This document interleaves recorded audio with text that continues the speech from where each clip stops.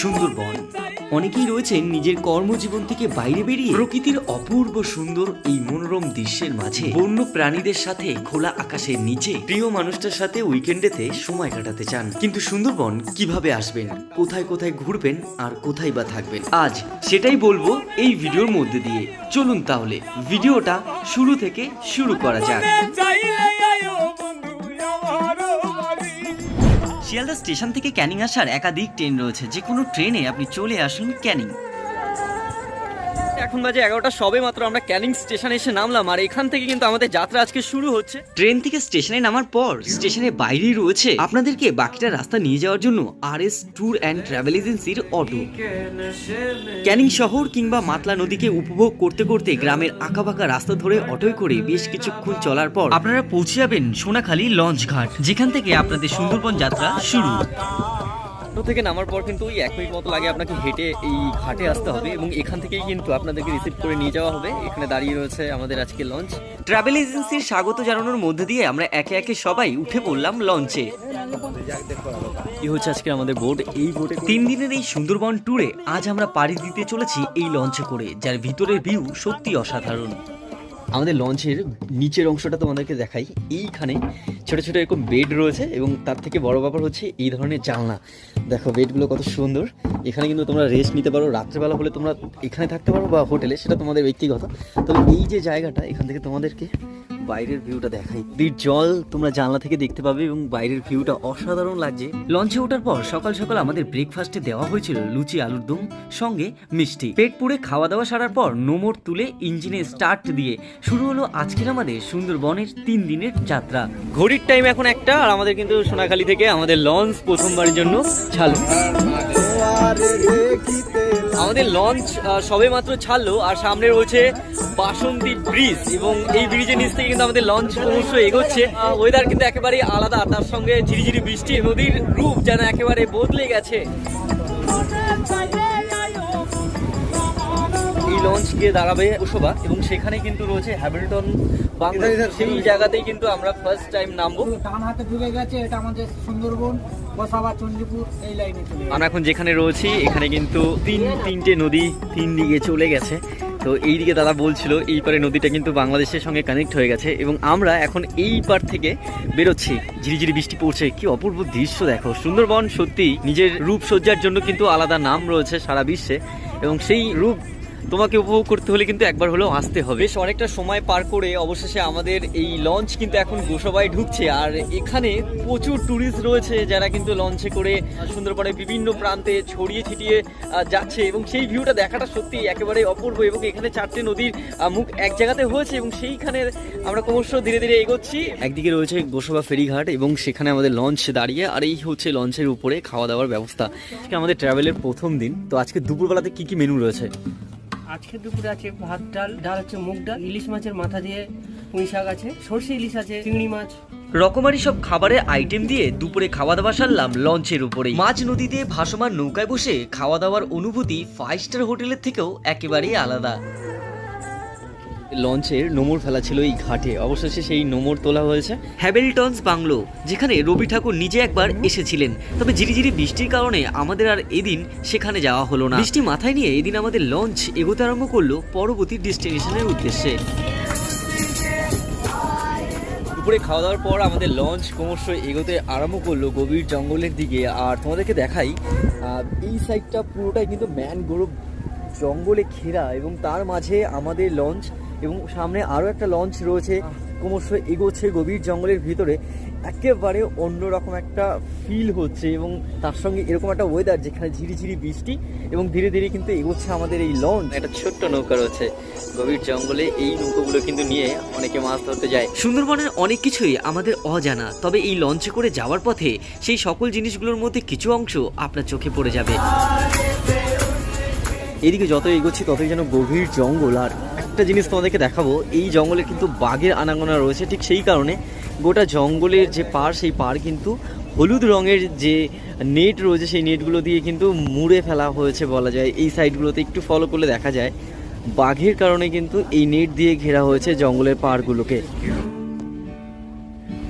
5:30 বাজে। সকাল থেকেই যখন থেকে আমরা এই লঞ্চে উঠেছি তখন থেকেই ঝিরিঝিরি বৃষ্টি, আর এখন সব ঘন জঙ্গলের দিকে আমরা চলে এসেছি এবং আর কিছুক্ষণ বাদে লঞ্চ থেকে নেমে আমরা হোটেলে যাব। তবে তার আগে ভিউটা দেখো, একদিকে হচ্ছে এরকম মুষলধারে বৃষ্টি, তার সঙ্গে সুন্দরবনের এই ম্যানগ্রোভে ঘেরা অরণ্য। বৃষ্টি ভেজা এই ওয়েদারে ঘন জঙ্গল থেকে লঞ্চ বেরিয়ে ঘাটে আসতে আসতে তখন সন্ধে। রাতের আধারে লঞ্চ ঘাটে আসতেই আমাদের হোটেলে যাওয়ার আগে আমাদের হাতে তুলে দেওয়া হয়েছিল চিকেন পকোড়া। রাতের আধারে আমাদের লঞ্চ তখন দাঁড়িয়ে নদীতে। খাওয়া দাওয়া সেরে লঞ্চ থেকে নেমে চলতে আরম্ভ করলাম হোটেলের উদ্দেশ্যে।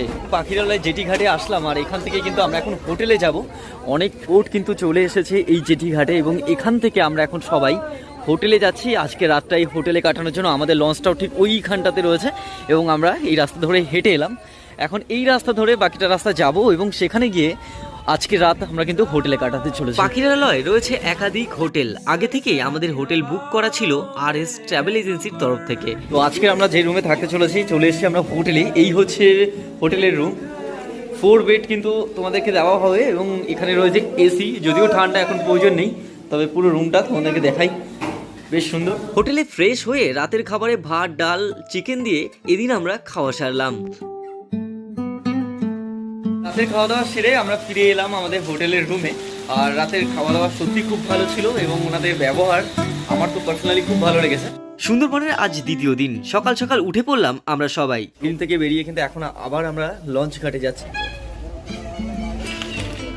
হোটেল থেকে বেরিয়ে কিছুটা হেঁটে আসতেই পৌঁছে গেলাম পাখিরালয়ের ফেরিঘাট। মনোমুগ্ধ করা অপূর্ব সুন্দর এক জায়গা এই পাখিরালয়। সেখানেই কাল রাত হোটেলে কাটিয়ে আজ আবার আমাদের যাত্রা শুরু। ঝিরিঝিরি বৃষ্টিকে মাথায় নিয়ে আজ আবার আমরা বেরিয়ে পড়লাম পাখিরালয় থেকে আমাদের বোটকে নিয়ে সুন্দরবনের গভীর জঙ্গলের উদ্দেশ্যে। অপূর্ব সুন্দর এই সুন্দরবন, যত দেখছি নিজে থেকে যেন মুগ্ধ হচ্ছি। বৃষ্টি ঝিরিঝিরির সঙ্গে মাথায় নিয়ে আমরা এগোচ্ছি। পাখিরালয় থেকে আমাদের লঞ্চ আমাদেরকে নিয়ে ধীরে ধীরে এগোতে এগোতে অবশেষে এসে পৌঁছালো সজনেখালি অভয়ারণ্যে। এই জায়গা থেকে কিন্তু আমাদের ভিতরে যেতে হবে। আমাদের বোট সবেমাত্র সকালবেলা সজনেখালি অভয়ারণ্যর এই যে ফেরিঘাট সেখানে নামিয়ে দিল। আর এখানে দেখার অনেক কিছু রয়েছে, তার মধ্যে সব থেকে বেস্ট যেটা হলো ওয়াচ টাওয়ার। এই ওয়াচ টাওয়ারে করে কিন্তু সুন্দরবনের অনেকটা অংশ কিন্তু উপর থেকে দেখা যায়। এখান থেকে কিন্তু দেখা যাচ্ছে ওই দূরে রয়েছে ওয়াচ টাওয়ারটা এবং ওই উপর থেকে কিন্তু সুন্দরবনের অনেকটা অংশই কিন্তু তোমরা দেখতে পাবে। সজনেখালির এই অভয় অরণ্যে আসলে সুন্দরবনের যাবতীয় জিনিস আপনারা কম বেশি দেখতে পাবেন। পর্যটকদের জন্য এই অভয়ারণ্যে রয়েছে সুন্দরবনের বেশ কয়েকটি প্রজাতির গাছ, কুমির এবং বিভিন্ন বন্য প্রাণী। ওয়াচ টাওয়ারে ওঠার জন্য রয়েছে ছোট্ট একটা সিঁড়ি।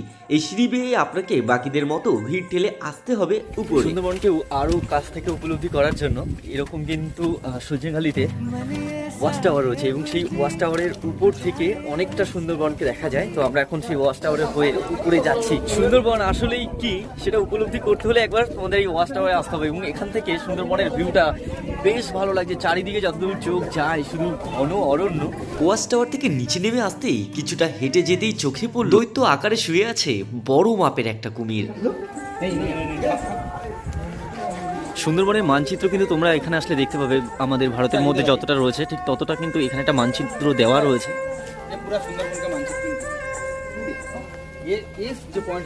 এখানে থাকা গাইড কিন্তু তোমাকে খুব ভালোভাবে বুঝিয়ে দেবে খালি যে অভয়ারণ্য রয়েছে তার মধ্যে ঠিক কি কি রয়েছে সেগুলো কিন্তু তোমাদেরকে খুব ভালো করে তারা বুঝিয়ে দেবেন। সজনেখালি অভয়ারণ্য ঘুরে দেখার পর আমাদের বোট আবারও আমাদেরকে রিসিভ করতে চলে আসলো ফেরিঘাটে। লঞ্চে ওঠার পর সজনেখালি থেকে আমাদের বোট আমাদেরকে নিয়ে আবার পাড়ি দিল তার নতুন গন্তব্যের স্থলে। সজনেখালি থেকে আমাদের বোট ছাড়ার পর কিছুক্ষণ বাদেই আমাদেরকে দেওয়া হয়েছিল সকালের ব্রেকফাস্ট। সকালে ব্রেকফাস্টে এদিন আমাদের ছিল লুচি সঙ্গে আলুর তরকারি। জমিয়ে খাওয়া দাওয়া সারার পর আমাদের লঞ্চ আমাদেরকে নিয়ে ক্রমশ এগোতে আরম্ভ করলো গভীর জঙ্গলে। আমরা এখন নদী থেকে ধীরে ধীরে আমাদের লঞ্চ এগোচ্ছে এবং এই যে ভিউটা এটা একেবারে কিন্তু অন্যরকম। দেখতে পাচ্ছ ভিতরে কিন্তু ছোট নদীর শাখা চলে গেছে এবং এর মধ্যে বাঘ আছে বলে পুরোটাই কিন্তু নদীর মুখে নেট দিয়ে ঘেরা দেওয়া। তো এখানে কোনো রকমভাবে সাধারণ মানুষ থেকে শুরু করে এই ধরনের লঞ্চগুলো কিন্তু অ্যালাউ নেই। তো আমরা এখন একেবারেই জঙ্গলের গা ঘেঁষে এগোচ্ছি। সজনেখালির অভয়ারণ্য দেখে আমাদের বোট ঘন জঙ্গলের গা ঘেঁষে একেবারে ধীরে ধীরে এগোচ্ছে। খোলা আকাশের নিচে সুন্দরবনের নদীর বুক ছেড়ে ক্রমশ আমাদের লঞ্চ এগিয়ে চলেছে গভীর জঙ্গলে। বেশ কিছুক্ষণ চলার পর আমাদের লঞ্চ এসে পৌঁছালো সুদর্ণখালী ওয়াচ টাওয়ারে। প্রকৃতির সাজে সেজে ওঠা অপূর্ব এক সুন্দর জায়গা এই সুদর্ণখালী। ভিতরে আসতেই চোখে পড়লো লম্বা একটা রাস্তা যা চলে গেছে ওয়াচ টাওয়ারের কাছে। জঙ্গলের মধ্যে দিয়ে এভাবে হাঁটার অভিজ্ঞতা সত্যি অসাধারণ। আর এরই মাঝে আমাদের গাইড সুন্দরবনের বিভিন্ন বন্যপ্রাণী সম্পর্কে বলতে বলতে নিয়ে আসলো আমাদের ওয়াচ টাওয়ারের কাছে। আমি এখন ওয়াচ টাওয়ারের উপরে রয়েছে। এখান থেকে সুন্দরবনের কিছুটা জঙ্গলের অংশ কিন্তু তোমরা দেখতে পারবে।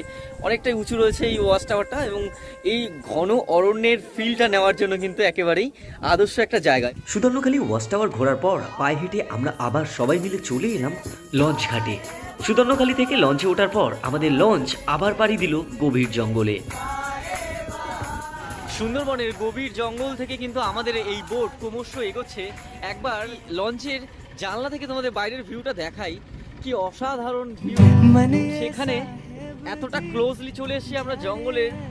ঝিরিঝিরি বৃষ্টি কমতেই সুন্দরবনের অন্য আরেক রূপ যেন সামনে এলো নতুন ভাবে। আমাদের লঞ্চ সুন্দরবনের গভীর জঙ্গলে প্রবেশ করার পর লঞ্চের সামনে বসে আমরা সবাই অপেক্ষা করে তখন বাঘ দেখার আশায়। প্রকৃতির মাঝে আমরা হারিয়ে গেছি বলা যায় এবং ঘড়িতে এখন বাজে 2টো, খাওয়ার সময় হয়ে গেল। সব থেকে এক্সট্রা পাওনা সেটা হচ্ছে জঙ্গলের মাঝে এরকম লঞ্চের বুকে খাওয়া, সেটার কিন্তু একেবারেই একটা আলাদা ভালো লাগে। দুপুরের মেনুতে এদিন রকমারি আইটেম ছিল, তবে ইলিশ মাছ কিংবা চিকেন এটা ছিল কমন। ভাসমান নৌকার উপরেই দুপুরের খাওয়া দাওয়া পেট ভরে সারলাম। দুপুরে খাওয়া দাওয়ার পর অবশেষে আমরা লঞ্চের একেবারে সামনে বসে রয়েছি। জঙ্গলের গা ঘেঁষে এগোচ্ছে। আর যদি তোমাদেরকে দেখাই দিকটাতে, এরকম যত দূর চোখ যায় শুধু জঙ্গল রয়েছে, ঠিক এই পাটটাতেও একই রকম ভাবে কিন্তু জঙ্গল রয়েছে। আমরা একেবারে সরু একটা খালের মধ্যে দিয়ে আমরা যাচ্ছি আর অনেকটা পথ পাড়ি দিয়েছি। সেই সকাল থেকে কিন্তু আমাদের লঞ্চ ক্রমশ এভাবেই জঙ্গল সাইড ঘিরে যাচ্ছে এবং বৃষ্টি ভেজা সুন্দরবনের রূপ একেবারেই আলাদা। আমাদের লঞ্চ সবেমাত্র পাখিরালয় এসে দাঁড়ালো আর বৃষ্টির পরিমাণটা একবার দেখো, কি পরিমাণে বৃষ্টি হচ্ছে। মাঝে মধ্যেই ওয়েদারের পরিবর্তন, বৃষ্টি ভেজা সুন্দরবনের যেন আলাদাই সৌন্দর্য। বৃষ্টি কমতেই আমরা নেমে পড়লাম লঞ্চ ঘাটে। সকালবেলা কিন্তু আমাদের লঞ্চ ঠিক এই পাখিরালয় ঘাট থেকে আমাদেরকে নিয়ে বেরিয়েছিল এবং আমরা ঘুরে অবশেষে আবার সেই পাখিরালয় ঘাটে এসে পৌঁছালাম। এখন এখান থেকে আমরা যাব এখন আমাদের রুমে। হোটেলে আসতেই আমাদের জন্য সন্ধেবেলা অপেক্ষা করছিল নতুন চমক। পরিচিত গান, তার সাথে ঝুমুর নৃত্য আর অচেনা মানুষের সাথে তালে তাল মিলিয়ে এদিন সন্ধেবেলাটা আমাদের সবার খুব আনন্দে কেটেছিল।